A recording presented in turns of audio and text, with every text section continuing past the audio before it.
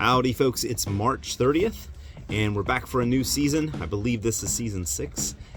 And we have a small change this season, which I'll talk about in a minute. But what I want to do first is back up a little bit because a couple weeks ago we officially started the season with the sock burning in Eastport at the Annapolis Maritime Museum in Eastport. So we'll rewind back to a couple weeks ago and look at the sock burning. In East Puerto Rico! I think I've helped them do that. This is dedicated to all of those men and women who work all winter long, slaving away to get our boats ready for the spring. Their socks filled with paint droppings and paint scrapings and iron filings and all kinds of horrible things. So, this is dedicated to their hard work and their dedication to getting us out on the water. So the Eastport boys got this odd tradition. When the sun swings to its equinoxial position, they build a little fire down along the docks. They doff their shoes and they burn their winter socks. Yes, they burn their socks at the equinox in a little old fire burning nice and hot. See, they're the same socks they put on last fall, and they never took them off to wash them, not at all. So they burned their socks at the equinox, a little old fire burning nice and hot. Some think incineration is the only solution because washing them contributes to the Chesapeake's pollution. So through the spring and the summer and into the fall, they go around wearing any socks at all, just stinky bare feet stuck in old deck shoes, whether out on the water or enjoying a brew. So if you sail into the harbor on the 21st of March and you smell the smell like Limburger mixed in with laundry starch, you know you're downwind of the Eastport docks where they're burning their socks for the equinox. Sounds like Dr. Seuss. Woo! Like he's a celebrity. Follow him. Follow us from our YouTube channel. It's so great.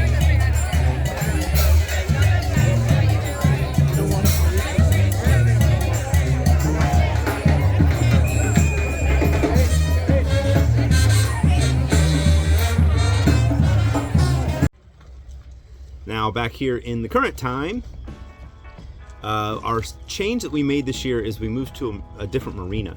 So previously we were at Annapolis City Marina, which is on the Eastport side of Spa Creek.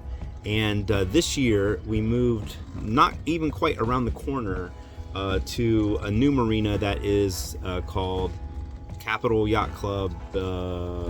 I think, let's see, what's it called? Capital Yacht Club, Annapolis, Maryland, something like that. Capital Yacht Club, Annapolis, Maryland. And it's just right around the corner, right at where you enter Spa Creek. So it's right still across from the Naval Academy, a little bit closer out to the Chesapeake Bay, so we don't have to go up Spa Creek. But yesterday we moved the boat here, and the weather was not the best weather to move the boat, but one of the big changes we noticed right away with this marina, and I knew it was going to be like this, is we're closer out to the Severn River, so it's a little bit wavier, a little bit windier than we were further up the Spa Creek. So that will take a little bit of getting used to, but we are at the different marina. So here we are at the marina, and turning around this way, there's Annapolis.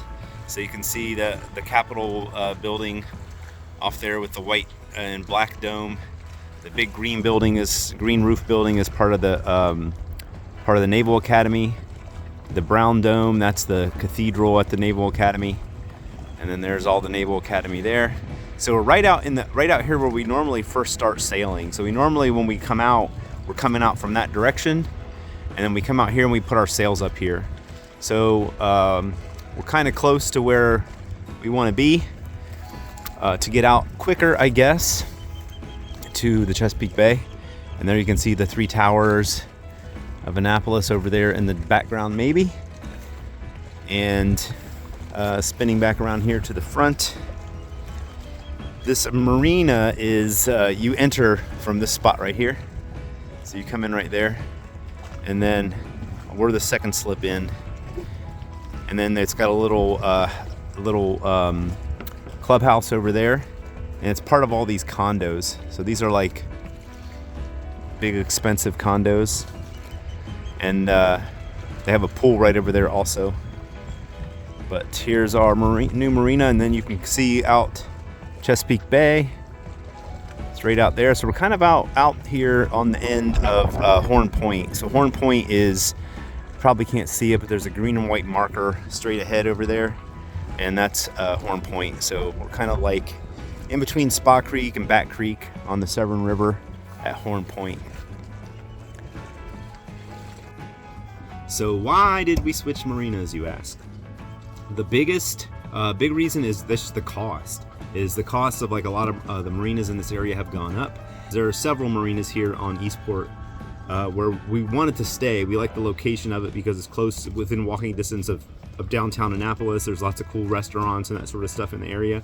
So we want to stay here, and we liked Annapolis City Marina, but the cost every year has gone up and up and up and up and up. And I think the most recent to this year, we were above $7,000 a year. This marina was less than that. It's just over $6,000, I think. But this marina, so far, what it looks like in terms of like amenities and such, is they have more here than they did Annapolis City Marina. Annapolis City Marina was kind of like, it's tight, small fairways. There's not a lot of space. They don't have like a clubhouse per se. They have a bath and shower house. But in terms of amenities, they don't have a clubhouse. They have like a little store, which is nice if you wanted to buy things. They had coffee and that sort of thing in there. In terms of like a clubhouse, they didn't have. This place has a clubhouse and they have a pool, which we rarely would ever use the pool, but they have it there. Annapolis City Marina, the parking was probably a little bit better. It was a little bit closer to Annapolis than this is in terms of walking distance. This is probably about a quarter mile away walking. This one, the parking, it's actually in this condo complex, which is a gated complex, so you have to punch a number to get in and park, and it's all ground parking, so it's not like a parking garage. Annapolis City Marina had the parking garage, which was nice because you could park under the garage if you wanted to keep your car out of the sun. Here it's just like a regular condo type situation with parking lot. In terms of the size of the marina, I feel like this one is bigger. I forget how many slips they have here. I think it's 80 some slips or something. The slips themselves are pretty much the same thing. One thing we noticed yesterday coming in is the pier, the pilings around the docks are a lot lower, so that made it a little bit more difficult to grab onto something. Yesterday coming in, we came in and you could, like I mentioned, you could tell the difference in weather. Back in Spa Creek, we had some wind. It wasn't too bad. There are no waves. We got out of the marina, no problem. You get out into the Severn River, and then that's where the winds pick up, and winds pick up, waves pick up. So it really depends on what direction that's coming from. Yesterday, I think it was kind of southeast winds, and they were blowing pretty hard. So, but by the time we got out into the Severn River, which we had to get into this marina, the waves were like picking up and picking the boat up and dropping the boat. So it's pretty big waves out there. The wind was pretty heavy. We pull into here. They have a breakwater, so it does break some of the waves, but it's still when the waves are up, you're getting some waves in here. So, but once we got in, that helped a lot. It wasn't as wavy, but the winds were still bad, so it was a little bit hard to get it in the slip with the heavy winds. And plus, when we pulled in, I went to back in and realized that there was a line in the water. There's a rope that was going between pilings, and it had fallen into the water and was going across the back of the slip. So I didn't want to back into the slip and then get my propeller wrapped up in the rope. So we also had to reattach our lines onto the pilings out front. So we kind of pulled up next to it, tried to get the lines on there. The wind's pushing us back. It was difficult to drive in, even just because of the wind, and was catching us the wrong way. Luckily, there were a couple guys here who were here at the marina on their boats, saw us coming in, and they came and gave us a hand and helped pull us in. So, but we got everything tied up yesterday, and then went over to Davis Pub for dinner and a couple of drinks. And then today is the next day, so I came down here to clean up the boat a little. and I put the canvas back on because I had removed all the Dodger and then the Bimini and everything when we had all the snow. So I put all that back up today. Tomorrow I have a surveyor come in to look at the boat. Last year, I think it was, my insurance, I have Geico for our insurance, and they said that I needed to have a survey done on the boat before they renewed my contract. So this year, my insurance contract comes due. They send me the contract. They didn't mention anything about a survey, so I said maybe they forgot. And I went ahead and got the insurance for this year. And then shortly after I renewed, I got an email saying, "Oh, don't forget you have to do a survey before we renew your insurance." So I think maybe it slipped through the cracks the first year, and now I have to have the survey done before I renew next year. I could, and what people have done, I've seen like online, is a lot of people have been getting that message from Geico saying, "Hey, you got to have a survey." And it's because the boat's like 30 years old or whatever. But I mean, and it's a legit thing to expect with an old boat if you have insurance. A lot of people are dropping Geico and switching to Progressive, which apparently doesn't require the survey. So I thought I could do that. I could just go the rest of this year on the current policy, drop it, and then pick up Progressive later, assuming that Progressive didn't want or wasn't going to ask for a survey. So I decided to go ahead and have the survey just because, one, for the insurance, and two, because it's just a good idea, I think. I mean, we've had the boat for 5-6 years now, and so I think it'd be good to get a second pair of eyes to just go through the boat and then kind of look and see if there's anything that needs repaired. So I got the same surveyor that I had when we bought the boat. So we had to have a boat when we did a survey when we bought it. So the same guy, he's coming tomorrow to do the survey. So I'll be coming here bright and early tomorrow morning to meet him here and do that. Surveys can be kind of expensive. He has a per foot charge, and actually he's charging me less for this one than the first one. And I think because the first one was like a big it was a valuation survey, which they kind of go through everything, and it was out of the water, and we put it in the water, and then did all sorts of tests and everything. This one is only an insurance survey, so they basically want to make sure that the boat isn't going to catch on fire or sink or something. So I think he's not going to spend as much time.